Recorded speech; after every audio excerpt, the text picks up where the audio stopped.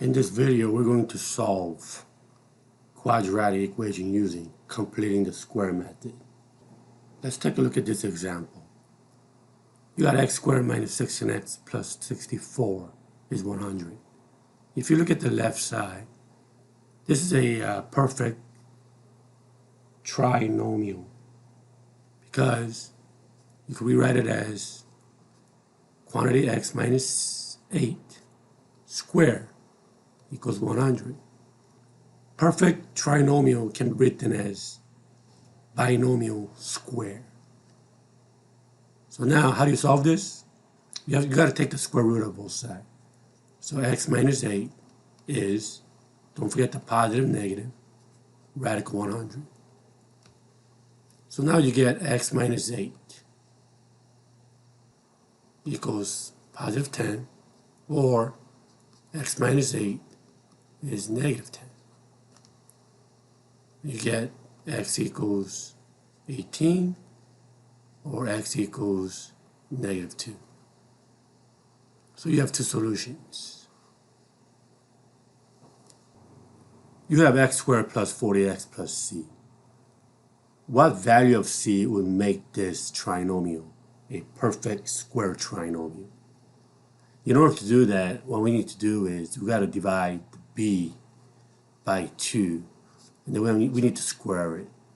So what is b over here? B is 40. B is the coefficient of x. So 40 divided by 2 is 20. And when you square 20, you get 400.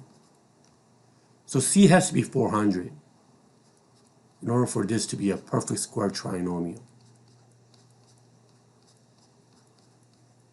And this is what I mean. When you factor this, you're going to get x plus 20, x plus 20. So it's going to be quantity x plus 20 squared. So anytime you want to find the value of c to make a trinomial, a perfect square trinomial, you have to divide b by 2 and you have to square it. Let's take a look at this example. You got x squared minus 18x plus 5 equals 0. This is not factorable, so you cannot solve this by factoring. So we need to complete the square. So what we want to do is we want to put x squared minus 18x, then put negative 5 to the other side, so it'll become negative 5. Now let's complete the square. The process of making coming up with the perfect square trinomial is completing the square. So b is negative 18. So negative 18 divided by 2 is negative 9. Negative 9 squared is 81. So we need to add 81 to make it into a perfect square trinomial. Since we added 81, we need to add 81 over here. So we end up getting x minus 9, and this is 76. So you get quantity x minus 9 square equals 76. So we need to take the square root of both sides. Positive, negative, radical 76. And can we, so this is going to be x equals 9 plus minus radical 76. Now, can we simplify radical 76? Let's see, 76 is 2 times 38. This is going to be 2 times 19. So 2 comes out. 2 comes out. So it will be 9 plus or minus 2 radical 19. Now, remember, you have two solutions. One of them is 9 plus 2 radical 19. The other one is 9 minus 2 radical 19. Let's solve this. First, notice We could divide everything by 2. You could do that because it's an equation. So you got x squared minus 10x plus 30 equals 0. And we cannot solve this by factoring. So what we're going to do is we're going to solve by completing the square method. So what is negative 10 divided by 2? That's negative 5. You square, you get 25.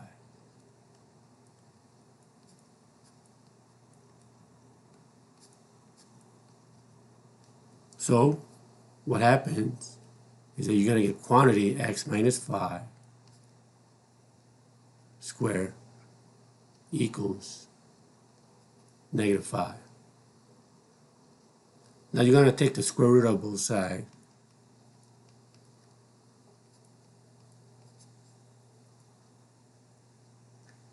So radical negative 5 is the same thing as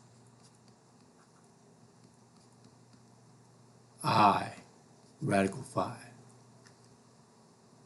So you will get x equals 5 plus or minus I radical 5. So in this case, you have 2 complex solutions. Our final example is about changing the standard form of quadratic equation to a vertex form. Recall the vertex form of a parabola looks like a quantity x minus h squared plus k, where h comma k is the vertex of the parabola. So how can we change this to a vertex form? Well, we need to complete the square. So I'm going to move 16 to the other side. And we're going to divide b, which is negative 22, by 2, and we're going to square it. So that's negative 11. And negative 11 squared is 121. So I need to add 121 over here and do the same over here. So whatever you do on the right, you got to do the same thing on the left. So you get y plus 105 equals quantity x minus 11 squared. And now you could write it as y equals quantity x minus 11 squared minus 105. So it looks like the vertex, this is the vertex form. And the vertex of the parabola is 11 comma negative 105. And let's review. Does this parabola go up or down? It goes up because a is positive 1.